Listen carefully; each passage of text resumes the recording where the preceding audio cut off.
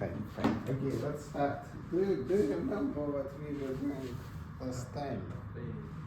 Half plane problem. So I will remind you problem statement, but without going into details. And I think today we will solve this problem using the method of Sommerfeld integral.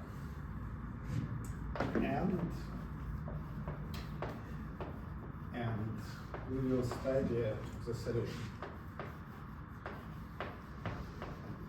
Check that solution satisfies all requirements.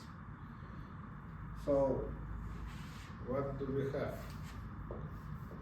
As usual, Laplace equation should be satisfied. Everywhere, the total field is presented as a sum of the incident field and scattered fields, and incident field is plane wave.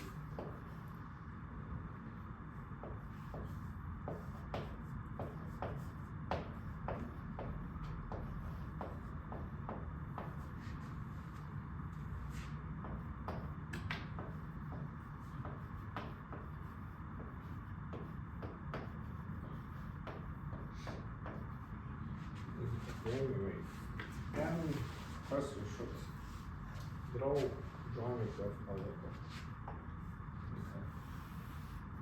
Half plane. Of plane we define normal vector. And then from both sides of half plane we ask Neumann boundary condition to be satisfied. But the way we are building the solution, we will build at the same time the solution for Dirichlet problem. And we have this.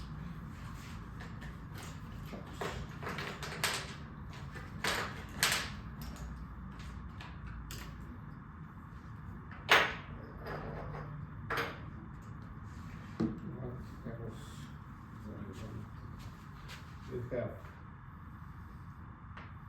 the incident wave and this is the angle of incidence.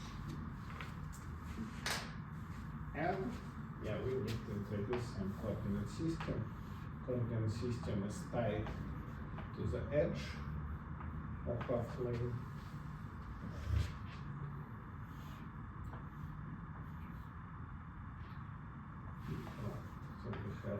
Depending on our mood, we use either Cartesian or polar system of coordinates.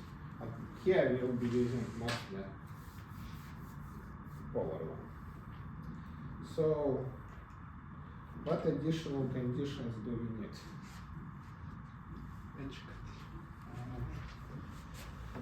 Edge condition,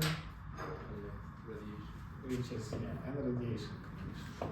Edge is the mixed condition.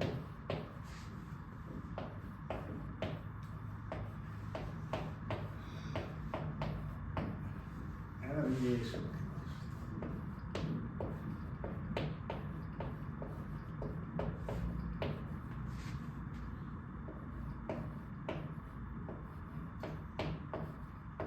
And we discussed this two in extent last time. So I won't stop on it, but we will discuss them again and we will be checking our solution. So what we did? We did several important steps. First of all, we went to the space, as Nicholas told us last time, behind the looking glass.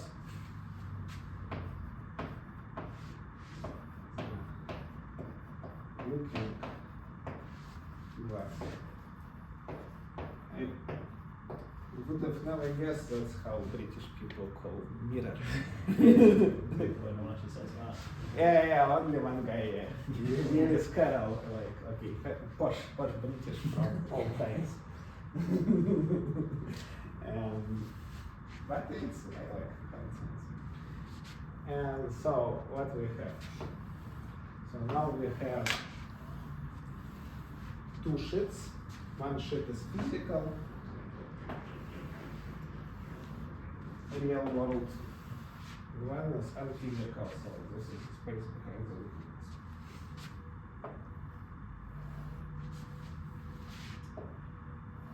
And anyway, we have a two-sheeted surface, and like those who fluent in complex analysis know that the singular surface is for square root. Like it's like a branch point of a contortor. But now it's a physical surface, so it's not a complex plane, it's like real physical plane. So that's why it's called Sommerfeld surface. And for a square root we use term Riemann surface. And now we have an incident wave coming here. We have this short of a branch cut, which is another color, attached to this shore, and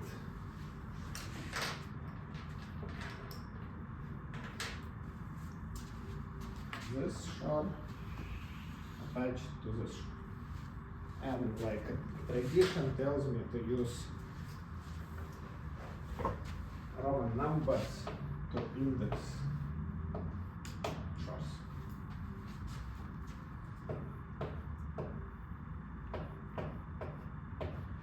And then this is one problem, and this is a problem. So here we have W in, and this problem is a problem of a scattering on a branch point by a plane wave. So it's a problem for function what I use UZ. I write it to depend two parameters. So I just put an explicit dependence on angle of incidence. And then we said, so let's solve this problem and then recover the solution of the original one. And we discussed that to get the solution of the original one, we need to consider like this problem. So we take this solution, reflect it, get this problem, and sum of these two problems will give us a solution of the original. And if we put plus, we will get Neumann conditions, and if we put minus, we will get Dirichlet. So it's like a recap of what was done last time. So let me write down just for completeness. I will put this formula is like this. So original solution is a sum of two.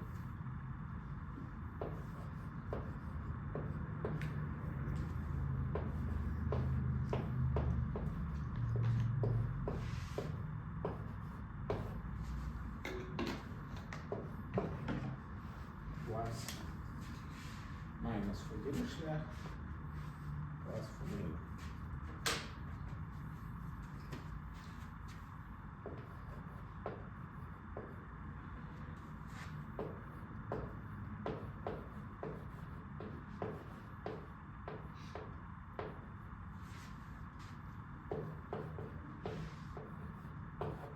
So now here I have 4 pi. So this is 2 pi, and to go here it's 4 pi. And go back by theta in 4 pi minus theta in. And okay, this is where the fun part begins. It actually begins, and we will arrive to the solution quite fast.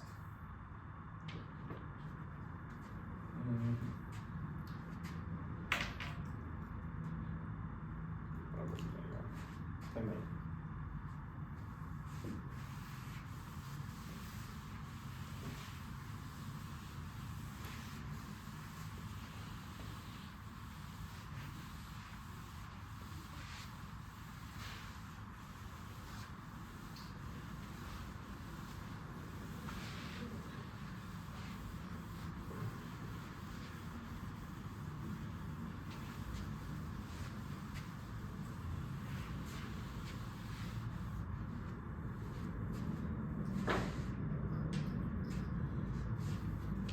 So, and now we will be solving problem for UZ. First for UZ, then my symmetry get the original solution. What I say, so we take this UZ and we say, let's look for the solution of the problem in the following form.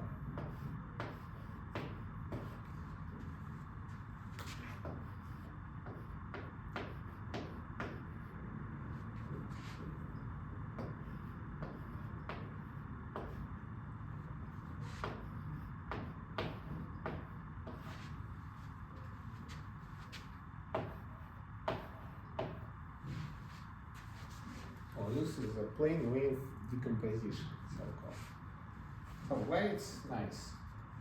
So we checked that, and we checked before, but this is a solution of wave equation, and so I should probably, to avoid any confusion, write down the dependence. So our solution depends on r and phi, and we only have r and phi here, and we integrate by some parameter. And if this integral is convergent, we can differentiate the integrand, and when we differentiate the integral, we just differentiate plane wave, and this thing automatically a solution of Gilgold's equation for any Sommerfeld transform. And for any contour of integration, the only requirement that we have a convergent integrals. And so this is we get by default, which is quite nice. Second, we discuss that in the case when s of theta equal to 1 and contour of integration is theta in theta is like this. That's what we were doing in the first lecture. This is, I believe, minus pi, and this is pi. Probably, I think we had it going like this. When the contour is like this, we will get just a Green's function of Gilgold's equation. So it's like this and that kind of makes sense. By the way, do you know what the word ansatz means? Yeah, so you got gas, initial gas. Like a initial guess of the solution. So it's a common word in English language for academia. Okay, good.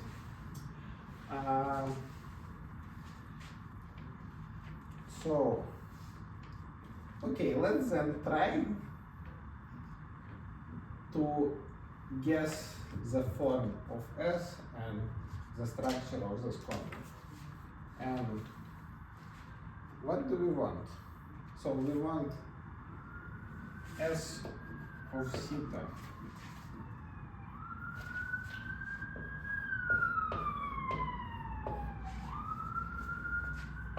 to be for periodic. point.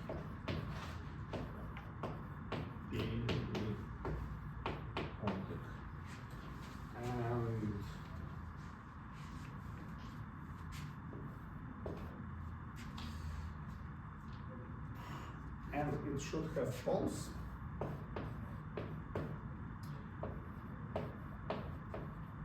Should have, probably not should. Let's correct what it will be. May have false corresponding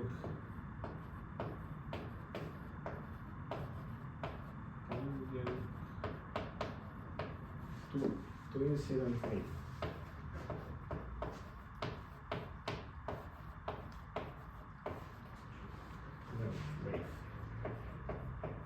And this false, they should lie on real axis because they correspond to real propagation angle, so on real axis.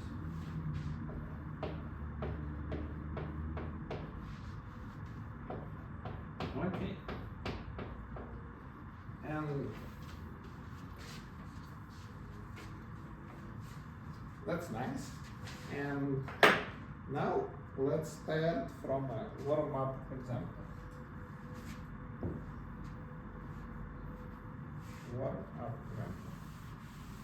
Warm-up example is a usual plane wave. So let's make one step back. Consider just a usual free space and a plane wave propagating in this free space. And let's this will sound strange, but let's try build a plane wave decomposition for a single plane wave. So then we just need a 2 pi periodic function which has one pole corresponding to the angle of incidence. Right?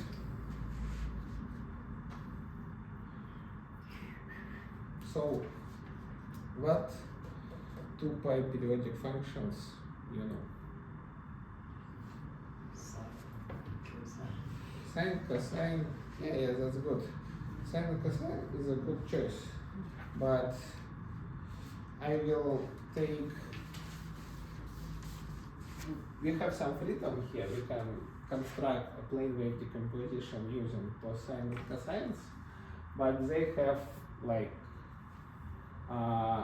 so we need them to make some efforts to study the growth. So I will take a simpler one. What is simpler than sine and cosine in complex analysis? Constant? No, a 2 pi periodic function. A building block of sine and cosine function. Exponential. So we have in mind an exponential function, and this function is 2 periodic. Then how we make a function out of this exponential that has a pole in a specific point? So we write something like it. 1 over, so we have this. And then what do we do? Subtract it. Yeah, so we just subtract. And so to have a plane wave, we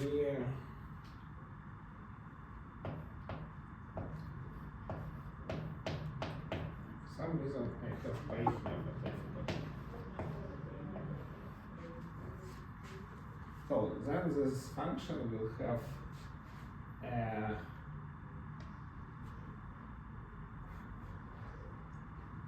a pole in theta in plus pi.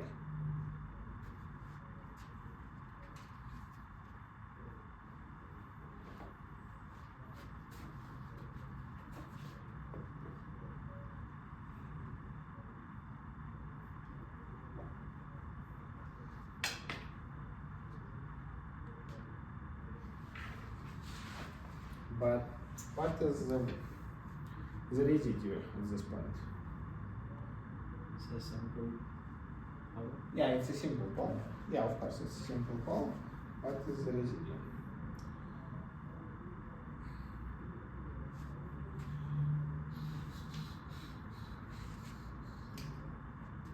As a residue, I will just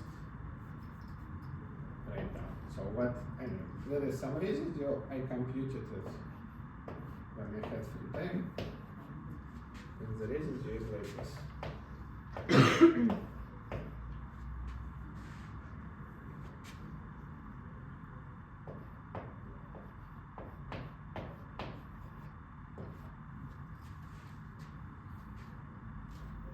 Because when we differentiate this survives, I will have, so I want to have a unit residue, so also I will have 2pi.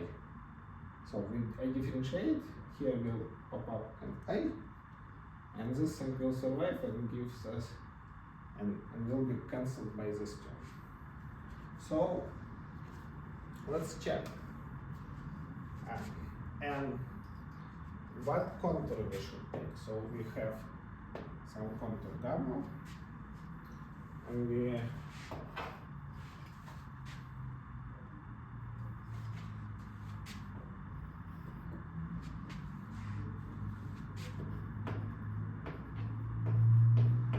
the problem is that I did it 2 weeks ago and I don't remember where I have played, but you should figure it out with me right now.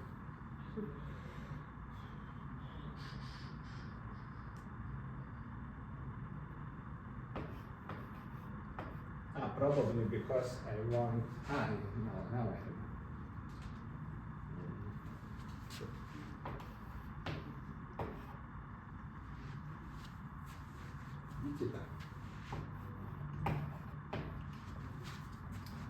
What is a good choice for contour of integration, in your opinion? An obvious choice. What is an obvious? What? The circle. Yeah, a circle. Yeah, a circle. So we have our, I need actually to make a work with this picture. Probably I should make a proper one from the beginning.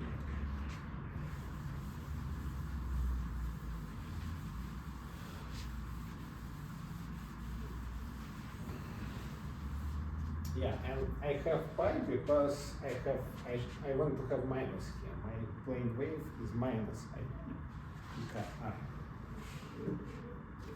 So if I won't have pi, I will have a wave which is going outwards. That's why even another pi, I want to have an incoming wave. That's the difference. And yeah, we have our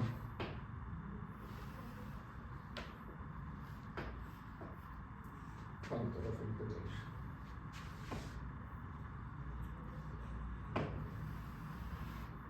Try to make it.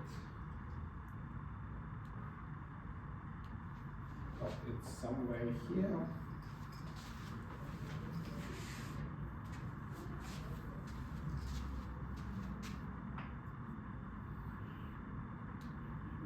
We have a pole, and let it be our contour gamma. So take this integral, do the obvious computation. I will write it down for those who forgot how to use residue theory. I will do it. So we have a limit theta tending to theta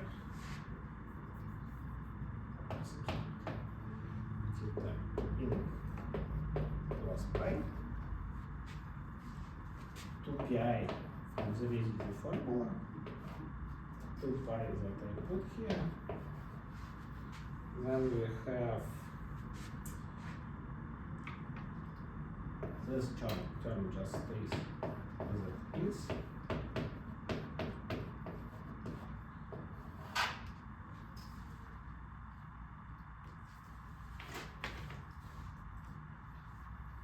From this term will take a derivative, which is I e theta, and then it's like conformally we multiply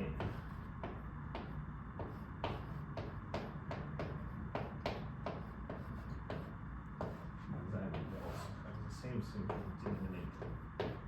And that's how it works.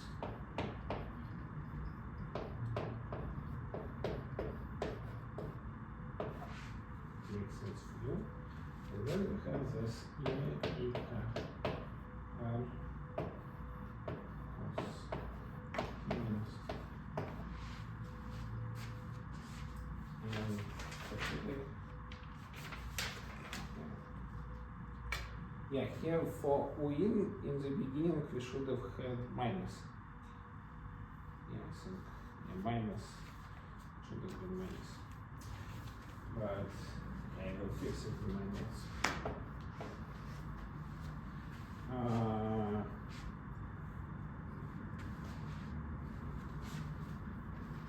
Long story short.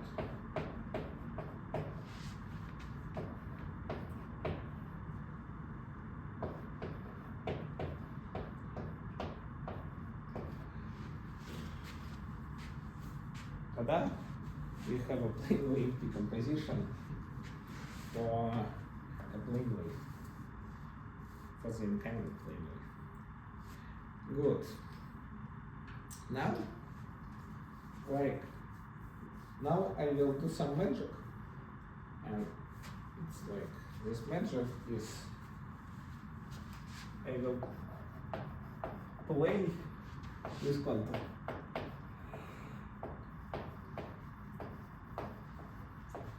And here, like the genius part by Sommerfeld, because what we want is very close to this thing. So we want a plane wave decomposition for a plane wave, but on a branch surface.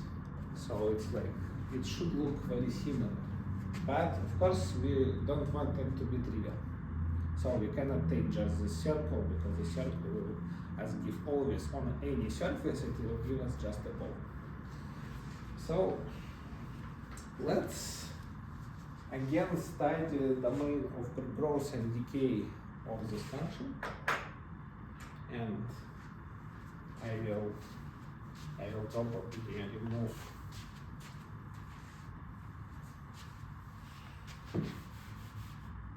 this line. I don't need it. I don't care about zero. It's located. But what I care about is where this function grows and decays.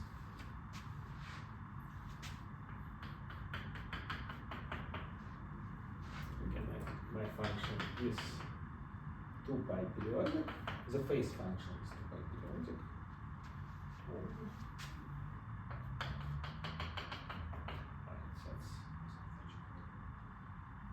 Yeah, it's not necessary here. It's somewhere here.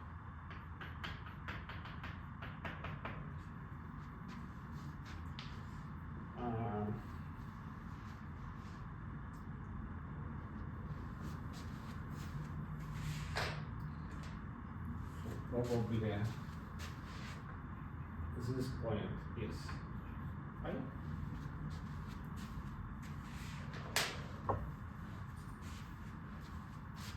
And this is 2 pi.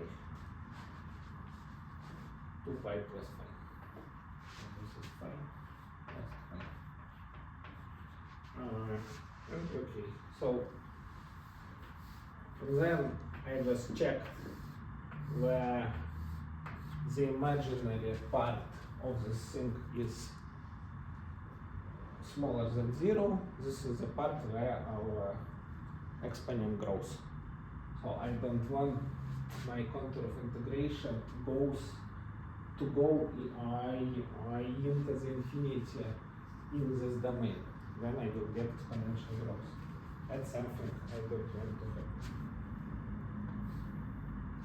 And by symmetry, of course, this is like another domain like this. And we did this picture, as you remember, for grid functions. And I don't know, have you seen this picture before? It's more or less a standard thing.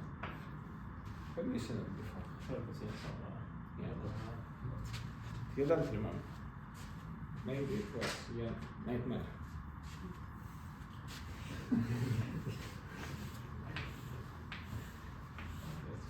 But anyway, my question is, do you have a problem with this picture? Or No, it's it's fine. fine. Yeah, It's fine, it's believable.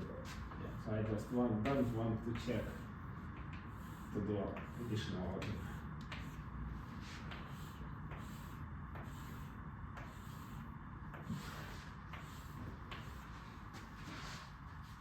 Cool. And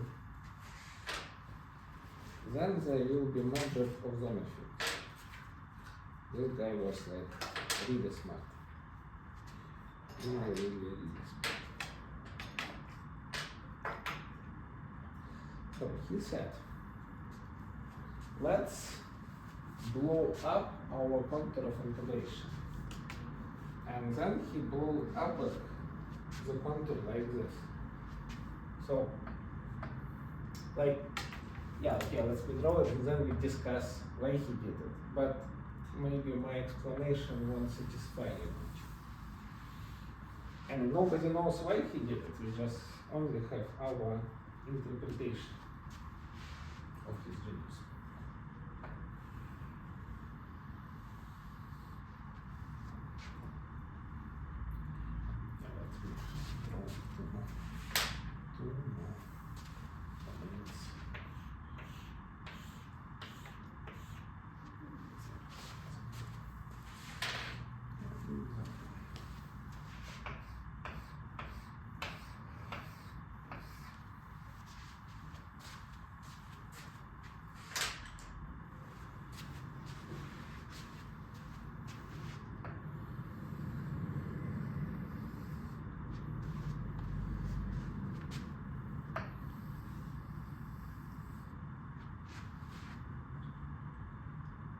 So, this contour goes here, this one,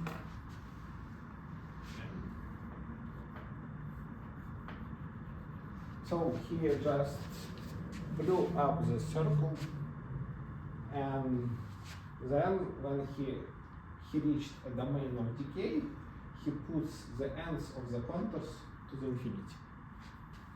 That's what he did. So, what was his motivation? There is there is two ways to look into this thing. One is kind of a topological one, but this one we will avoid just not to get into complicated and probably unnecessary details at this stage. But probably his intuition was simple. He wants a representation that will not cross the real line. Because when you cross the real line, you have your pole from the incident wave and this pole moves depending on the angle of incident. And if you have the contour which crosses the real axis, then you will have additional contributions coming from this contour. And then he says, okay, I have this contour, but these two contours, they actually cancel each other due to periodicity. Because I should have drawn them maybe a bit more periodically, but this contour is just this one shifted by 2 pi, and they go in different directions. So he said never mind. Let's get rid of this contour. We don't need it, at least for this particular plane wave. We don't need it. And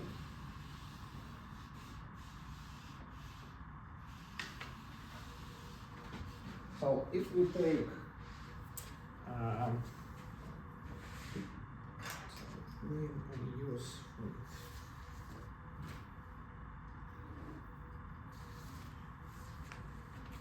so we take this contour let it be gamma. So this one I will call gamma prime, and this one be gamma. So here I just can write gamma equal to gamma prime, and both these contours will give the same result. So we can repeat our procedure for this contour, and we will again get a plane wave, right?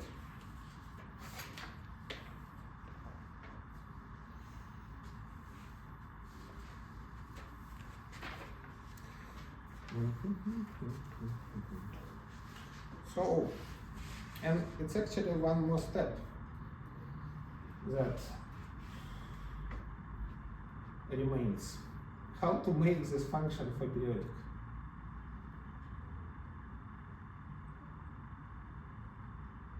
In theta, this function.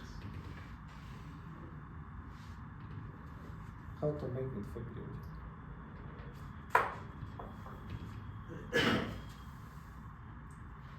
Okay, it's a question for you. Yeah, right.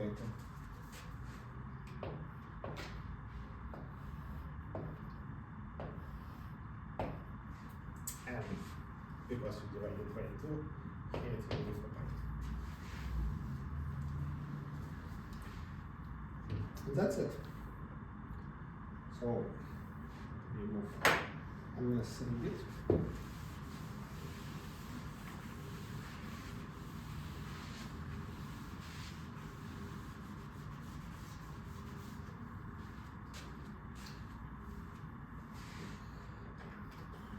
And